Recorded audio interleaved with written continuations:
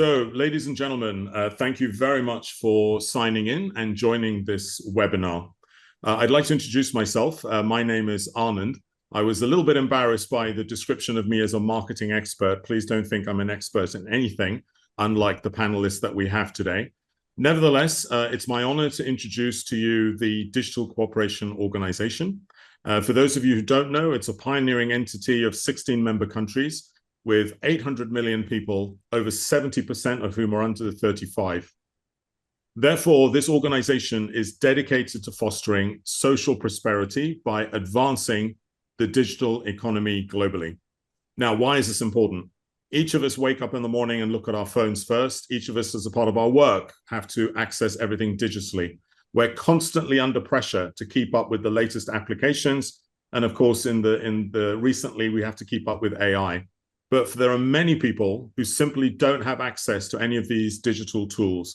So the DCO is committed to not only increasing access to digitalization, but also closing the gender divide to ensure that women all around the world have equitable access to opportunities and resources.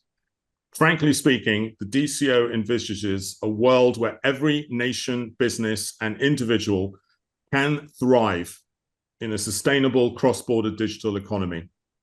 Therefore, the DCO has been actively working to empower women by providing them with the necessary access, skills, and support. Now, today, we're going to be focusing on bridging the gender gap with technology. And this is, let's be frank, at the absolute heart of building a truly inclusive digital future. Our discussion today is going to be focusing on a large number of areas. In particular, we're going to be looking at how to empower and inspire. Our panelists will be sharing inspiring success stories of women who've excelled in tech and leadership, sparking a momentum. We're going to be looking at tech diplomacy, quite a new area. How can government policies effectively empower women discovering and promoting and coming within the bridging the digital divide across borders. Of course, we're going to be talking about breaking barriers. So what are the strategies for overcoming gender-based challenges, and what could be and what are the ongoing efforts to shatter the glass ceiling in technology? And of course, all of this to build a true community. How can all of these nations, their cultures and their people come together as individuals, as communities, and as businesses? Now, why does this matter? Well, frankly, gender diversity isn't just beneficial, it's essential. It's essential to innovation, global competitiveness, and of course, equality. So it gives me great honor to introduce our panelists. I'd like to ask each of the panelists to introduce themselves and of course, describe to begin this webinar, what is their passion? Why is bridging the gender gap with technology such a passion for them? Dr. Faye Newett-Dumsky, I've been rehearsing that, but I completely messed it up. Please forgive me. Perhaps I'd like to begin with you, Doctor. Please introduce yourself to the audience. Thank you very much. I'm better known as Faye, just Faye. And that makes it easier for everybody. Today, I am the founder and CEO of the International Consulting and Transformation Network. And what we focus on is leadership development, and what I do is called strategic intervention coaching for both male and female leaders. I work with leadership teams. We focus on compelling leadership communication and business emotional intelligence. But that wasn't always the case. When I was 14, I knew I wanted to be a neurosurgeon. And when I graduated from high school, I was accepted at Oxford University to do that. But I had a very conservative pair of parents who said, you're not going there. You need to follow a more traditional way of life. You need to get married. You need to have kids. You need to do all of that. And I didn't end up studying what I wanted. And after a long journey, I became a dean at university. In fact, I founded a university. I have studied all kinds of things, from clinical hypnotherapy to doctoral work in change management. And that long journey has brought me back to the realization that what I really, really want to do is working with people and their beliefs and enabling them. And that's the passion that drives me to do what I call today as non-invasive neurosurgery, changing beliefs that empower people, women and men. Thank you, Doctor. That's extremely interesting. Anytime I need something non-invasive, I'm definitely going to reach out to you. Thank you very much for that introduction. Maya, would you like to introduce yourself, please, and describe your passion for this subject?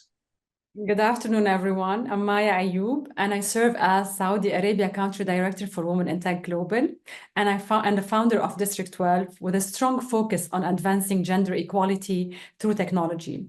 Over the years, I've had the privilege of being involved in many initiatives aimed at leveraging digital tools to bridge gender gaps, especially in sectors where women have been underrepresented. I'd like to start by acknowledging the incredible work the Digital Cooperation Organization is doing to champion gender equality, especially through the power of digital transformation. We all recognize that technology has become a door opener and a game changer in opening doors that were once firmly closed for many women across the globe. I think digital platforms now are giving women access to entrepreneurship, crowdfunding, education, and many opportunities that were not unimaginable over the past few years. I think this webinar would give us the opportunity to discuss how to bridge the gender gap, to discuss tech diplomacy, which, as you mentioned, Anand, previously is extremely a new topic and an area where everyone wants to grow, to be able to channel the inclusion of women in STEM fields and in leadership position in a better and more equitable environment. I would also like to second Dr. Faye on what she said. It touched me a lot. Because I think she spoke a lot about my journey and how women are the victim of gender bias. And I really hope we can have a very engaging conversation. Thank you. Thank you very much, Maya. Looking forward to hearing more about the work that you're doing in Saudi.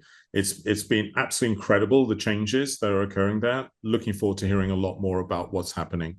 Mary, if we can come to you, please. I'd love to hear what you're doing and your passion for this subject. Hi, good morning from Washington, D.C. My name is Mary Walker. I'm a senior advisor at the U.S. Department of State in the Office of the Special Envoy for Critical and Emerging Technology. I have been a career diplomat for almost 11 years, but my journey began as an engineer. When I was a kid, all I wanted to be was the next Albert Einstein, and so I loved physics. I loved the way learning about how the world worked. And I was inspired to become an engineer, so I studied engineering in undergrad and graduate school. And what I found most powerful about engineering is that it improves lives significantly. Infrastructure for water, electricity, transportation systems. I feel grateful every day to have been born at this day and age where I have access to healthcare, and that I can roll out of bed and I can drive to work and feel safe on the roads and be in my office and be connected to you all around the world. And so we are really fortunate to be living in this day and age. What took me to government and to policy, not politics, but policy, was seeing also the additional impact that policy has on the world. What is done in our nation's capitals and around the world when it comes to policy is not just within our own local communities, it's felt across our nation and around the world. And so changes that we implement in Washington, for example, are implemented around the country. And so I really wanted to take my engineering background and magnify that, amplify the work that we're doing through the work of policy around the world. And diplomacy really found me. So when I started to work in diplomacy, I realized that especially for when I look at technology, none of the conversations that we're having are restricted to just the United States. Every single piece of technology that we have, starting from your phone to your computer to your television and your car, are built from international components with international partners through international agreements and negotiations. The standards that are implemented in the United States, we have discussions with our partners from around the world. And so it's a really exciting time to be working as a tech diplomat on these emerging technologies. And there's a critical need for these conversations to take place. And I'm just really grateful for the Digital Cooperation Organization for bringing us together today to talk about not just tech diplomacy, but how we can use technology to bridge the gender gap. Thank you. Excellent, Mary. Thank you so much for that. I'm fascinated by this idea that as an engineer, of course, everything you're doing is completely practical. On the other hand, you recognize that policy can make an impact. I'm really looking forward to hearing more about how the two can be connected. Of course, we can learn from Maya as to how that's happening in the kingdom and what are the lessons. And of course, from Dr. Faye as to what does that mean for the individual. Thank you so much for your introduction. Okay, great. Sheila, please introduce yourself and please describe your background and your passion for this subject. Thank you so much. My name is Sheila Birgen. I'm the Innovation Driven Markets Director at DCO. I am extremely passionate about this topic because for me personally, I have experienced the power of digital transformation. It's been quite a journey for me. I was raised in a rural community in Kenya. The first time I saw a computer, I was 14 years old, and I was just fascinated. We used to have this arrow and balloon game, and I just couldn't understand how it was operating. Yeah, for all these, you remember that game. And I was just extremely fascinated. And for me, before that, I didn't know there was, anything like, tech and opportunities for me to go into that. And so from that young age, I knew that I would either want to build that type of game, work with people who build those types of games, but ultimately work in a sector that would impact the lives of girls like me who interact with computer for the first time in that way.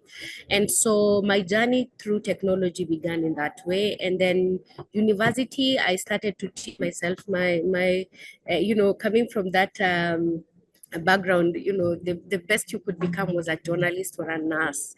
And my grandmom was a primary school teacher, so the options were very few. So I taught myself to do coding, but I was studying journalism, my first degree.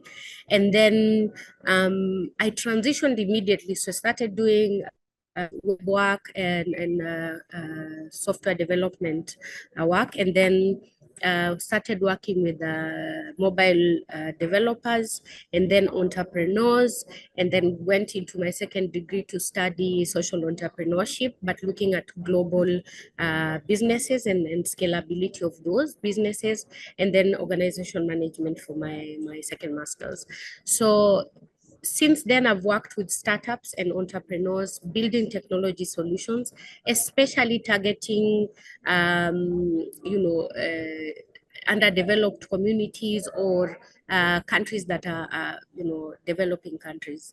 And I'm extremely passionate about the work that we do at DCO on looking at digital prosperity, because I personally know for a fact that it's possible and it can change lives of people. And so this topic is very personal to me. I know the impact of digital on lives of girls and women, and on digital space and what it could do. So I'm really excited about this topic, to discuss tech diplomacy, to discuss opportunities for businesses in the digital economy, and to discuss opportunities for girls like me who want to get into the digital space. Where do they start? What are some of the things they need to put in place to ensure that someday they have a story like mine to tell? So absolutely delighted to be here. Thank you.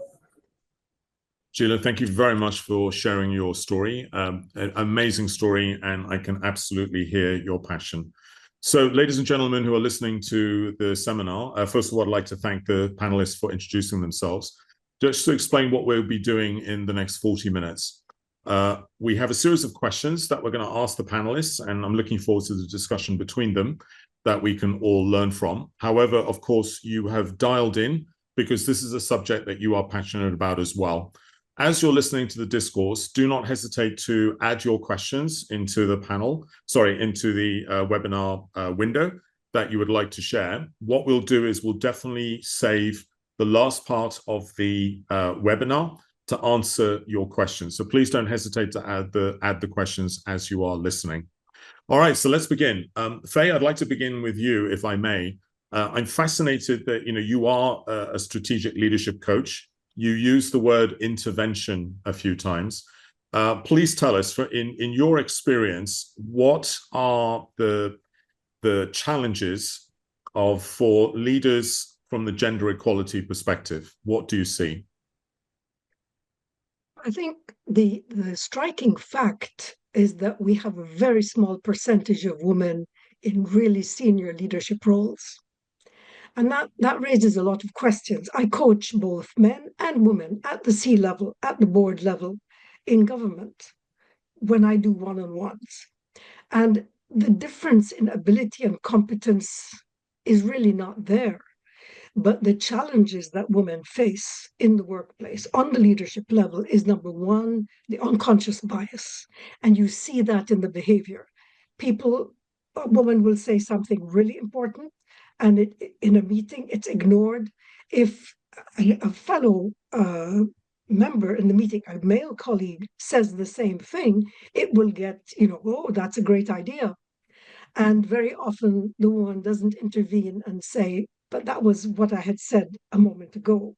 I'm just giving small examples. The other thing is the workplace culture. The culture where when we come to discuss who needs to be to play certain roles, the idea of selecting a woman for a role that we think should be played by a man, the attributes of leadership are very much masculine. We still don't have leadership attributes that are feminine. And we don't think that those, and that's what workplace culture means. The third piece is women's ability to negotiate and to have self-confidence. A woman will not apply for a role unless she can tick all the boxes and maybe 20% more to say that she's qualified to do a particular role. But men will have more confidence and will apply for positions even when they don't tick all the boxes. And I think that those three things, the bias, the workplace culture, and the self-confidence, contribute to having much fewer women. And it has been declining over the past few years instead of increasing in critical leadership roles. All right, Dr. Faye, thank you for that. Other panelists, what are your thoughts on this? That the numbers are going down, there's an existing bias that won't go away. What's happening in work culture? What are other panelists' experiences and perspective? Mary, I think you have something to say. Oh, I was going to say Faye's example of someone saying something and then a woman saying something, a male taking credit for it later. I just speak up for myself. I've learned over time that if you don't speak up for yourself, others probably won't for you, which is unfortunate, but you have to start somewhere. And it's about establishing your presence and taking credit where it's earned. And I don't think there's any shame in that. And also, I think when we're looking at the different attributes of the different characteristics of leadership, we think a lot of emotional intelligence. And I think something that women especially come in with is a very high level of emotional intelligence, which makes us natural fit to be leaders. It might mean that we come in with a different leadership style that isn't the traditional one that has been exemplified in the past, but it doesn't mean that we can't be extraordinary leaders, and also leaning into who we are rather than trying to transform ourselves into someone who we think we should be. And so in my leadership positions over the years, I've very much kept true to myself. I'm not the loudest person in the room. I'm not the most talkative. I take more of a listening role. But I lead with empathy, and I lead through human connection. And I found that it has made for, it's attracted people that I want to attract. And obviously there are teams that might gravitate towards a different leadership style. But I think the ones that work well with my leadership style also kind of gravitate this way. So I think, also men lead with a similar leadership style to me. So it's also personal, it's individual to the person and the way that they like to comport in the workplace. Totally support what you say, Mary, because it's your belief about yourself that makes the difference. And many women have bought into the idea, the false modesty of not standing up and claiming your identity, claiming your achievements, and not feeling, bad about it. That this is somehow you would be considered rude or brazen for standing up and doing that. Yes, and we're not asking to become men. We want to lead as women with the strengths and capabilities we bring as women to the workplace. And you have mentioned a lot of them, so absolutely. Fantastic. Maya, I have to ask you, obviously you are based in a culture which for many decades, perhaps even centuries, had very, very specific ideas about male and female roles. What's your experience on how women can stand up against perhaps cultural limitations? What are your thoughts on what Dr. Faye and Mary have just described? Well, actually, you'd be surprised, Anand, what we're facing in the tech landscape in the kingdom, in Saudi Arabia. We have the highest representation of women in STEM fields. It really outgrows the percentages in the G20 countries, in the Silicon Valley. We're seeing a lot of inclusion, especially from the bottom line, from schools, from many. The effort is being done, especially with Vision 2030, and the significant efforts of the leadership on this space. I have to say, Maya, that's absolutely incredible. Of course, you and I had already spoken before, so I was deliberately provoking you with that question. Thank you very much for coming up. I wanted to mention, like we have in Saudi Arabia the highest number of women working in the semiconductors lab. It's really inspiring what's happening in all fronts. All right, so Maya, let me ask you. This is incredible, right? So the kind of culture where one wouldn't expect that to happen, as you said, you are way ahead in certain areas compared to any other country in the world. Are there any lessons we can learn, either as individuals or culturally or in terms of policy, that our audience can find useful and interesting? Where in terms of the country, of the Vision 2030 that we have mentioned, of including 40% of women in the workforce, which already have been exceeded, and they are outperforming all the KPIs in this space. Definitely, the blessing of the leadership here has played a major role, but as well the ability and the response from the work from the people themselves, the ability to grow, to learn. Is what really made also a big change. So all the initiatives being implemented by the government, by the semi-government entities, and the private sector, along with the workforce itself, it what played the major role. All right, fantastic. So it's kind of that top-down, we're definitely going to do this, we have this vision, but at the same time, the drive of individuals who see the vision, see that there is an opening, and fulfilling it. Thank you for that. I'm curious to take that now to a policy level. Mary, tech diplomacy is something that's very new, frankly. Tell us a little bit more about it. Not only why is it important, but how does it help with the goals of gender equality and reaching the kind of equality that we would all like to see? Sure, yeah. So I'll just explain a little bit of my interpretation of tech diplomacy, and I know everyone has a different perspective and interpretation of it. Why is tech diplomacy important? Technology, as we know, especially advanced technology, is developing at an exponential rate. And it offers great opportunities to be able to solve global challenges and to be applied in ways that are transformational. And technology has already transformed our society in positive ways. There are also a lot of risks that these emerging technologies pose on our societies, great, potentially catastrophic risks. And so it's important to have policy discussions that are also nimble, adaptable, flexible, dynamic, to be able to keep pace with the rate that the technology is developing, so that there can be conversations on guardrails and on how the technology is developed and deployed, and in which ways that, for example, AI models are being trained and what data sets are being used so that we can prevent exacerbating biases that are presented in the technologies. And then also to make sure that the policy discussion is inclusive. And so as the technologies are being developed, they're being developed in a way that is accessible to people from all around the world, and particularly women and girls and underserved communities. And that the technologies are being targeted particularly so that it is inclusive of everyone who could potentially benefit from that technology. And its downstream applications. So that could be healthcare, it could be education, it could be energy, it could be a number of different applications. So we're having these discussions internationally, naturally, between private sectors, between institutions, academic institutions, between researchers, which is fantastic. But at some point, governments need to talk, and governments also need to have what we call multi-stakeholder discussions. So governments need to talk to private sector, need to talk to academia, et cetera, et cetera.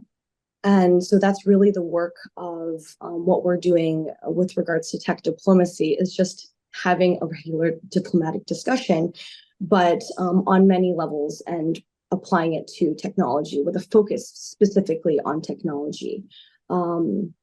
And so that's a little bit of tech diplomacy and why it's especially important these days. Thanks. I'd like to contribute to what Mary has said.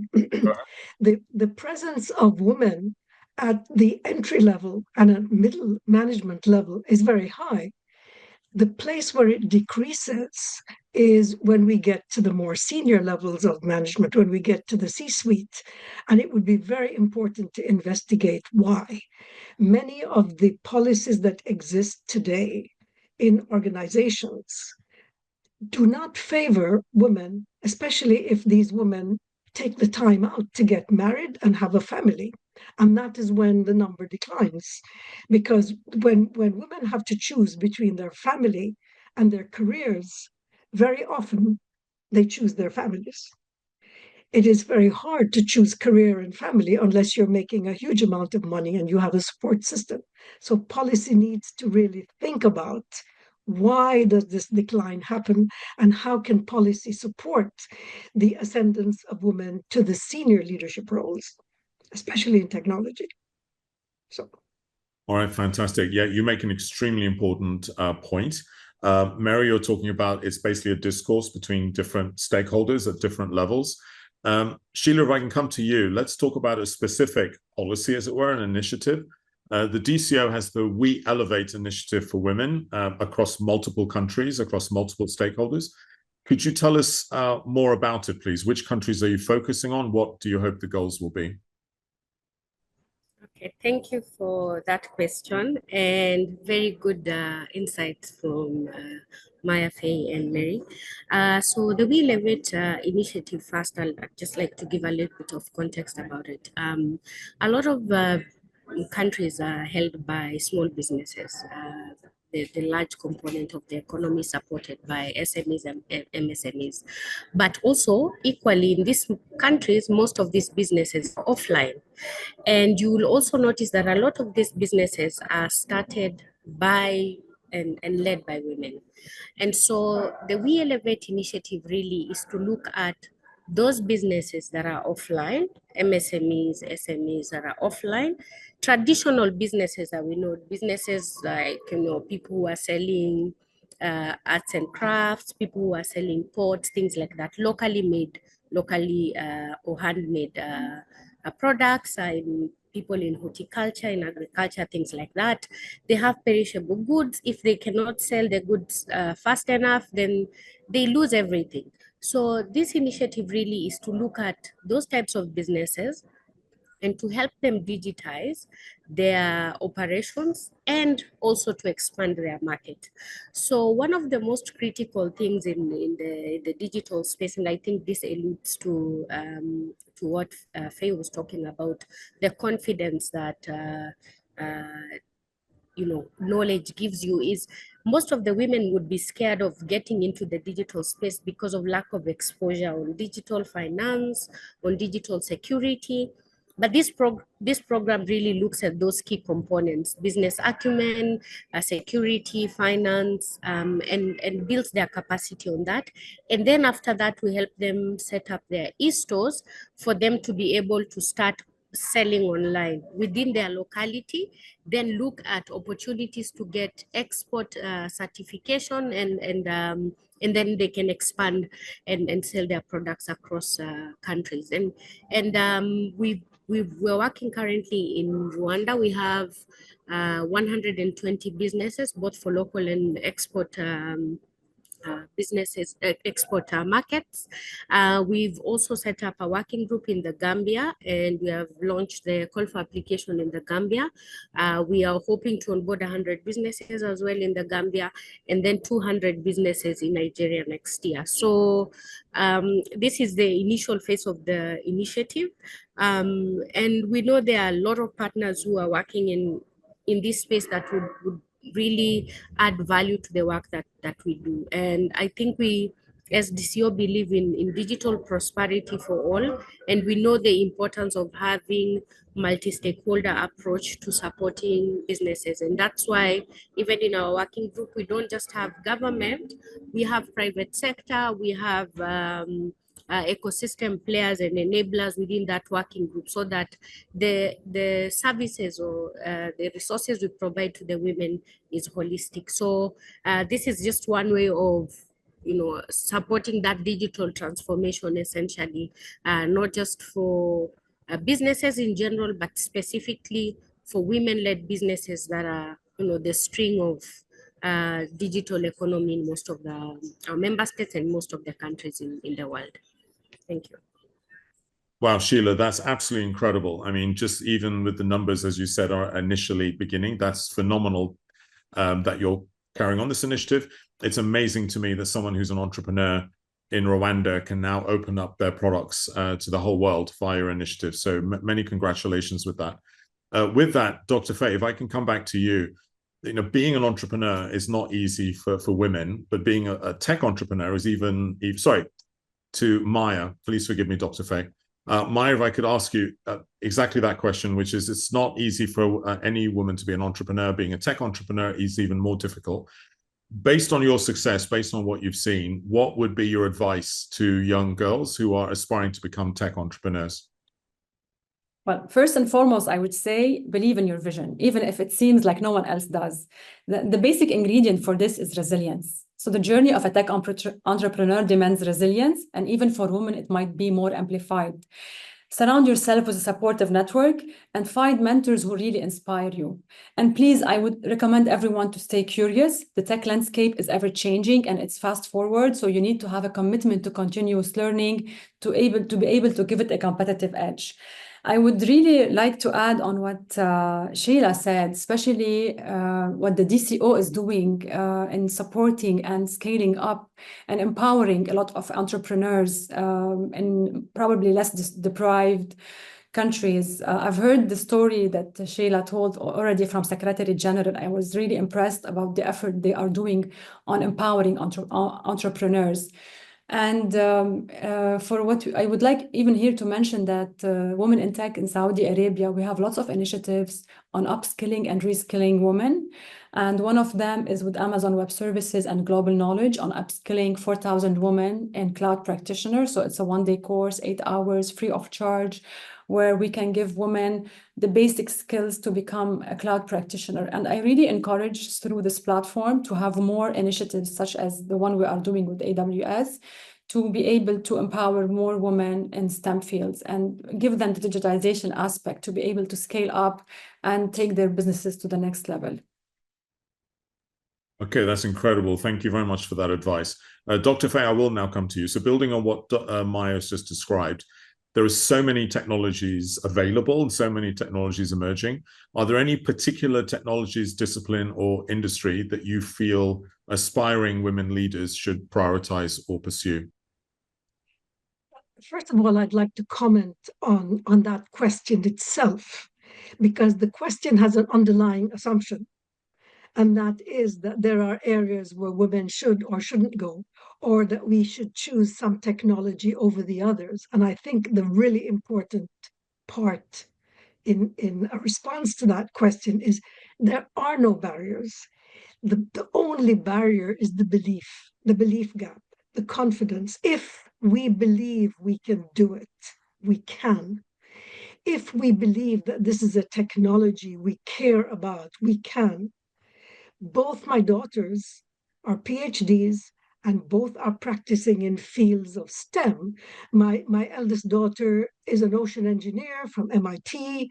She is practicing in her field and added to it more in terms of looking at businesses. My other daughter is a PhD from Johns Hopkins, and she is practicing in genomics and working in the US in the field of genomics.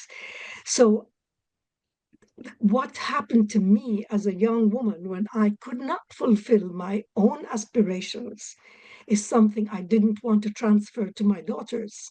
And I made sure there are no barriers. The only barrier is our belief. And I follow an 80-20 rule. I say 20% of the barriers are real. And it's fantastic what the DCO is doing to remove those real barriers, like giving access, like enabling, like providing the technologies that support. But 80% of the barriers are belief. It's the belief gap, what we believe about ourselves and what we're capable of. And the second part is what other people believe about our capabilities as women.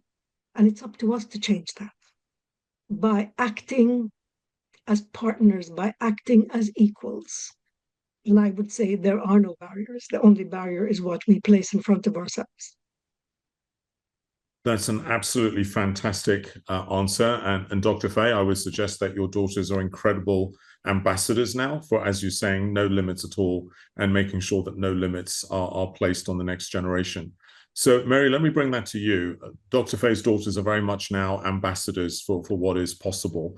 What do you think young women can do to become tech ambassadors themselves? Some of the people who are listening in, how can they become tech ambassadors in the cultures that they live in? What are your thoughts? Yeah, I love that. And as the mother of two daughters, Faye, I'm looking to you as a role model to see how I can raise my two girls to also grow up and pursue their dreams. And I think a lot of that is exposure.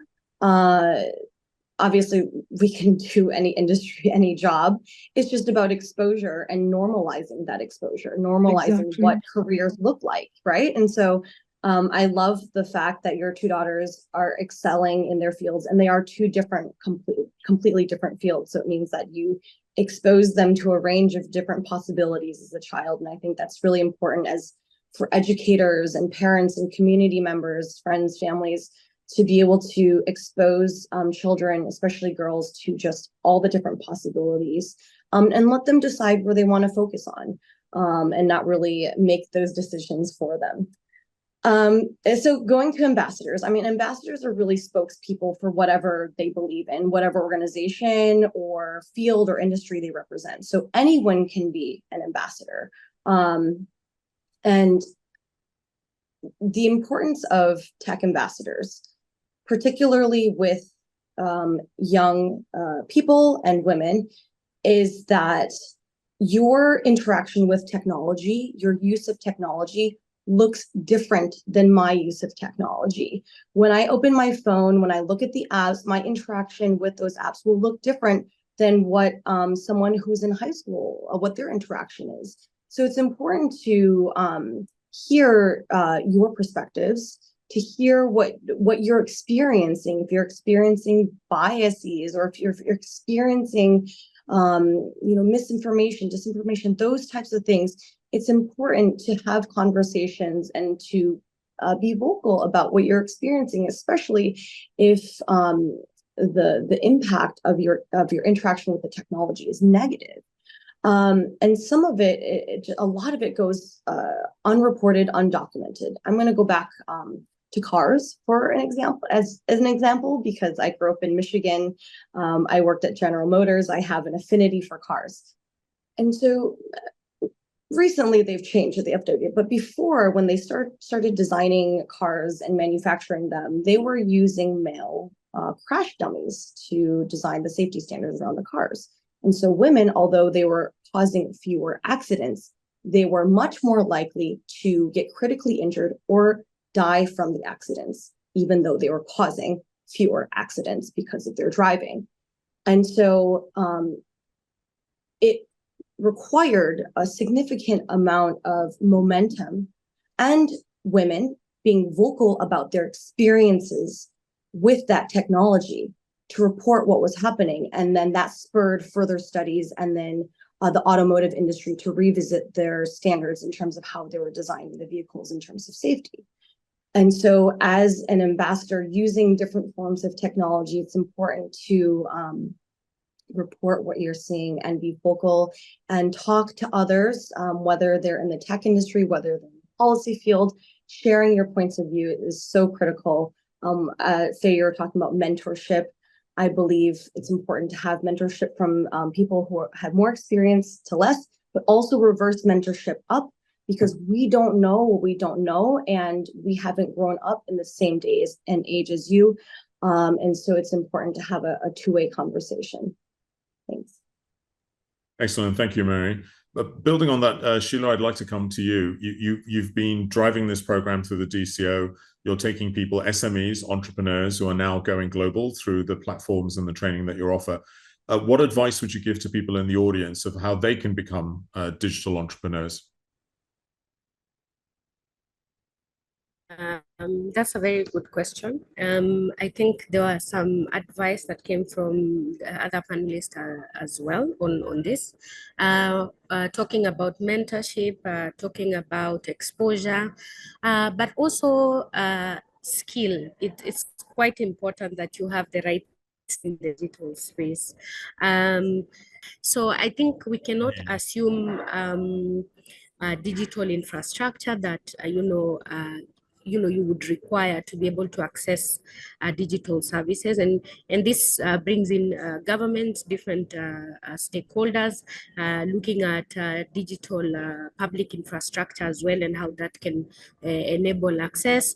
But as individuals, I think you have, number one, to grow your skill, look at specific area of interest. I mentioned that for me, since I was young, I was interested in computers. I did not know what jobs people do with computers, but I knew I was interested in that. And then I became interested in entrepreneurship, and I followed that path. I think it's important to identify a niche that you have knowledge and grow knowledge in.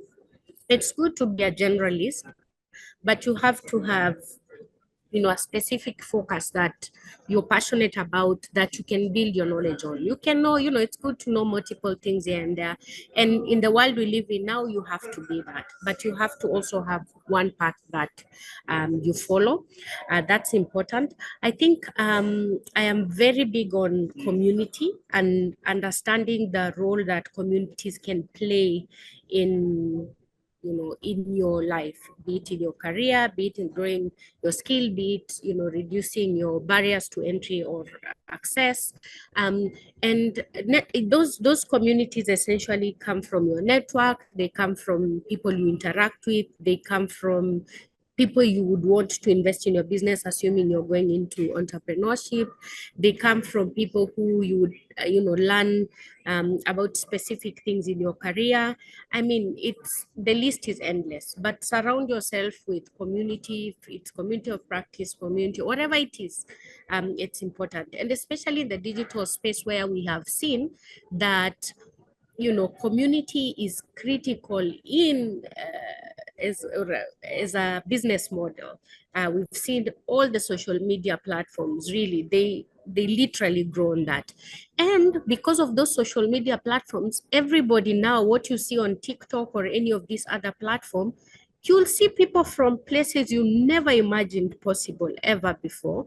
And they're, actively recording videos and talking and things like that. It has its good side and it has its bad side.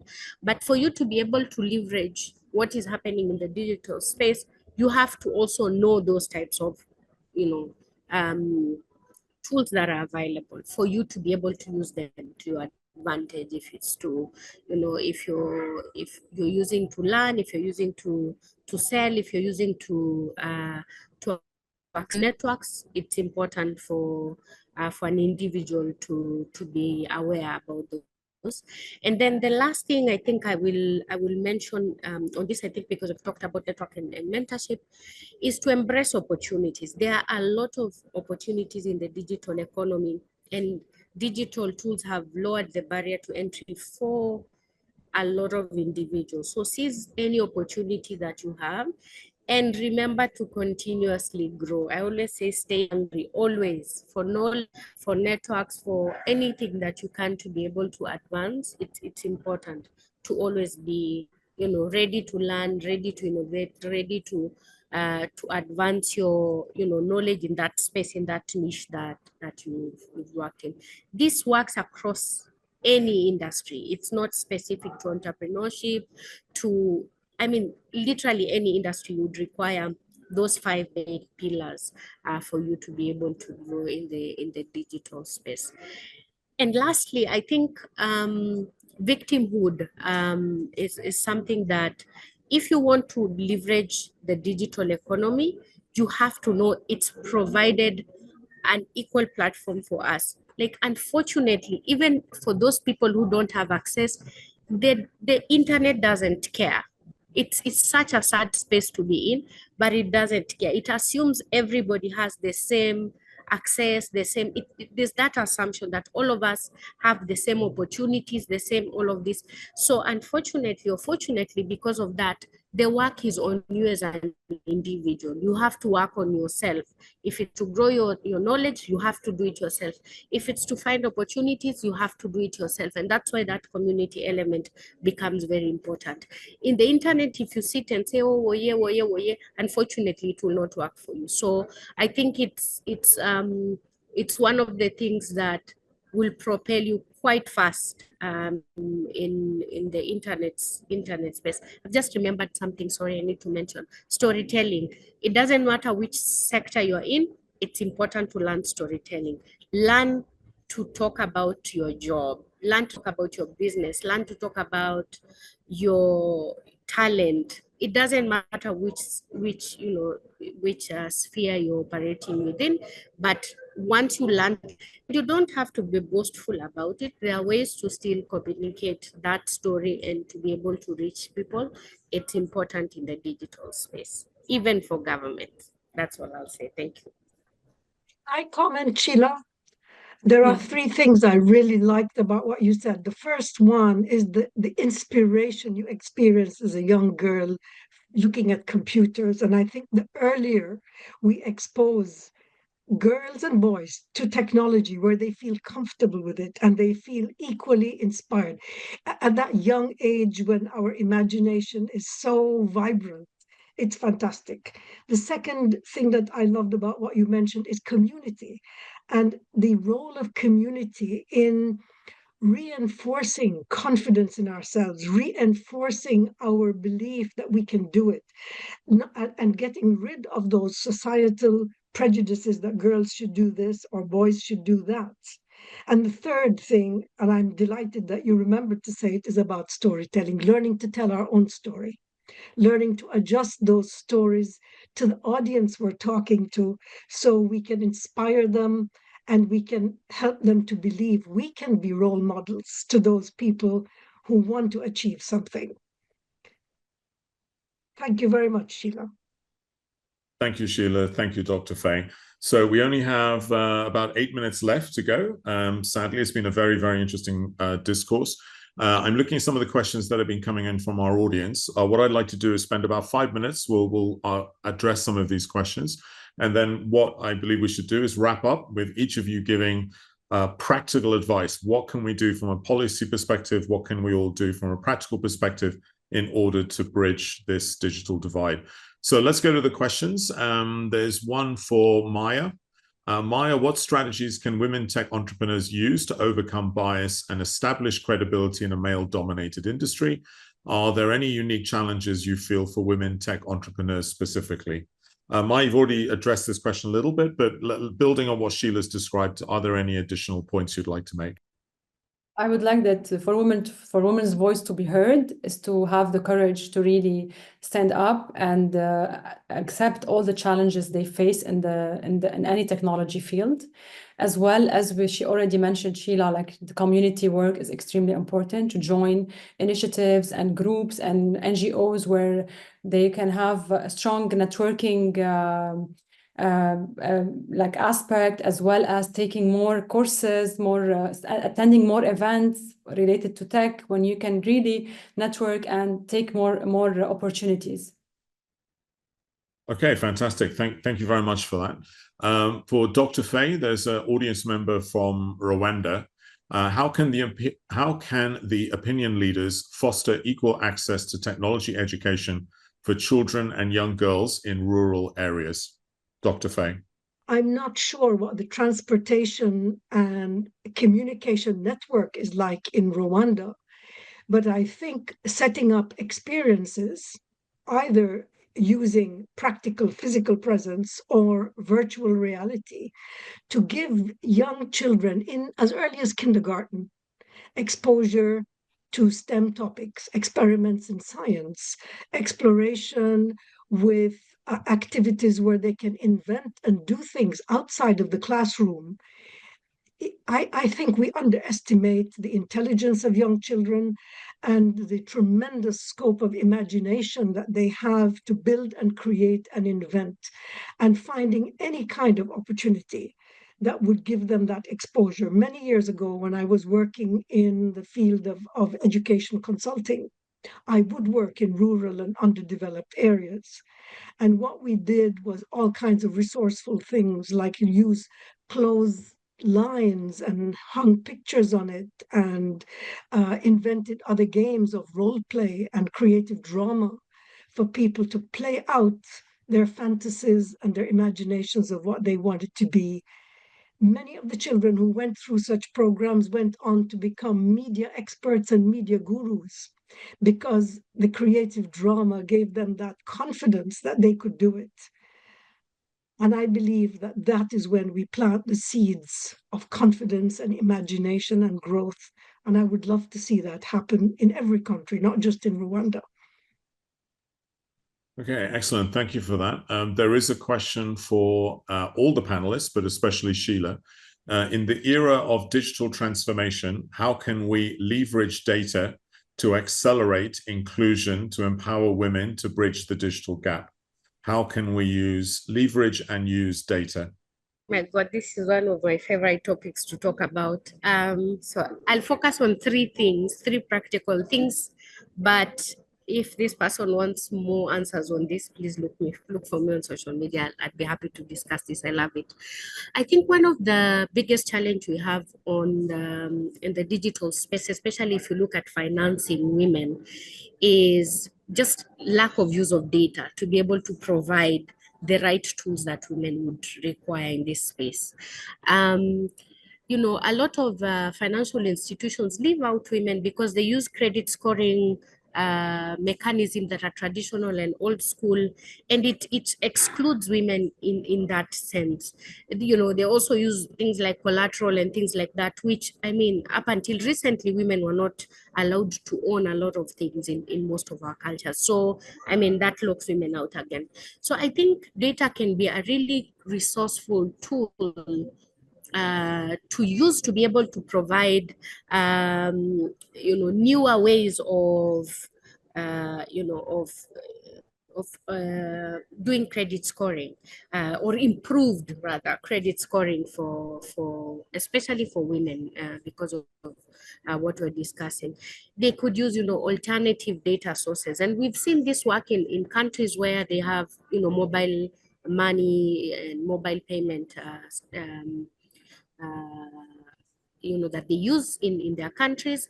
And by the way, a lot of telcos have started offering loans to a number of businesses or people, individuals, based on that scoring, which is not typical or traditional credit scoring. And so you've seen in countries like Kenya, where they've done assessment of M-Pesa on businesses, on women-led businesses, and how that has changed a lot of their lives, that tells you something about the power of data. So I think that's one, using it in improving credit scoring. And then linked to that, I think because you have that data, then it's easy to provide tailored financial products, or different financial products to be able to support that type of clientele that you have. If it's microloans, if it's fixable savings accounts, if it's tailored insurance plans, if it's if it's LPO financing.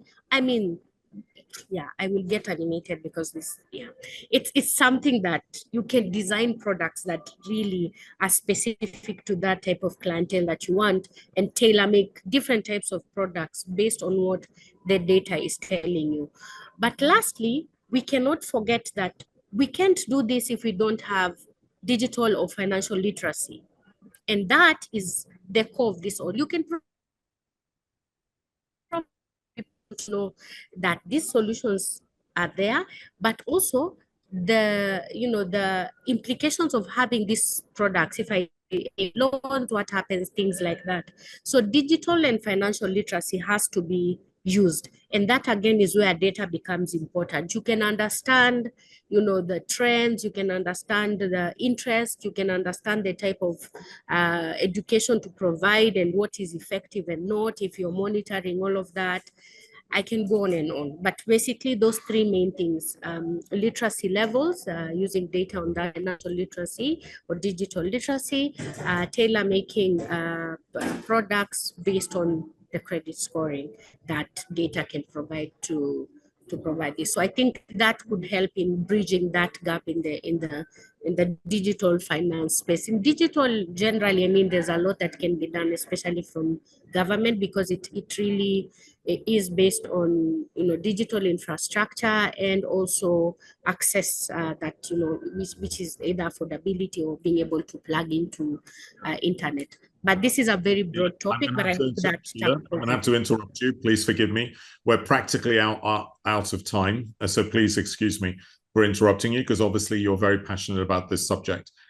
We are out of time, but as I promised the audience, Dr. Faye, Maya, Mary, I'd like to finish with your last practical suggestions. They could be policy, they could be practical steps that everyone in the audience can take away, that is how we can bridge the gender gap in technology. Dr. Faye, to you, and then Maya, and then Mary. Very quickly, number one, parenting is the most difficult job on earth. Please include parenting in school curricula for parents, both men and women. Second, I would say make sure that history books, school books, and news feeds include the achievement of women more regularly, so people can see women achievers in STEM and in other fields, and we have role models. And number three, in terms of the corporate world, look at the policies and procedures so that women who have children are not disadvantaged in their careers, so they can have a family and they can still have their careers. Those three things. Thank you, Dr. Faye. I'm not going to repeat what Dr. Faye has said, but I do really second her on all what she said, especially with rewarding women, and what we did at Women in Tech by rewarding the Women in Tech Global Award, and really highlighting on the achievements of these trailblazing women. I would say that we've made great strides, yes, but there's definitely more work to be done to level up the playing field and bridging women in tech. On a policy, on a tech diplomacy level, I would like to say that we are behind the Osaka Protocol Steering Committee, which would be pushing boundaries for women and for advocacy for women in tech. And hopefully by 2025, April 2025, we're going to sign the Osaka Protocol in Japan with Expo 2025. And in terms of practical solutions, we definitely need to start teaching women from a very young age the inclusion in STEM fields, from schools, from tech boot camps, innovation hackathons. I think this would be this would really pay off on a higher level to start from the very bottom line. Thank you. Thank you, Maya. And Mary, your top suggestions and proposals. I'm just going to do two. So for aspiring innovators and entrepreneurs and engineers, don't assume that someone else has your idea. And even if they do, that they would do something about it. I think women, naturally, we just think, oh, maybe someone else will do it, or I'm not the one to do it. No, yes, you are. If you have an idea, even if other people don't think it's a good idea, if you believe in it and you have experienced it personally, then your story, your experience is valid. And we need more of you in this world contributing to our global problems. We have so many problems and we need just as many innovators out there to fix them. 1. 2 is do not need to be a policymaker or a politician to be involved. A lot of the proposed legislation that goes through has public comment periods, oftentimes numerous public comment periods. Please take a look at these important pieces of legislation that are coming out that will transform not only the landscape of technology, but your lives, most likely. And please do submit comments as they come up. Lawmakers take all the comments into consideration as they are making laws. So I just leaving those 2 out there for you today. Thank you. Thank you, Mary. So we're a little bit over time, but I just want to, on behalf of the audience, thank all of you for your amazing personal experiences and insights from them. All of you have shared very specific and practical steps that everyone as individuals can make a difference. And all of you have described the macro policies and directions that we can all go in to bridge the gender gap with technology. I'm sure if we were in a hall right now, everybody would be giving you applause, but on their behalf, I'd like to thank you all, and I'll bring this webinar to a close. Thank you all for logging in, and I wish all of you a very good day. Thank you. Thank you very much. Thank you.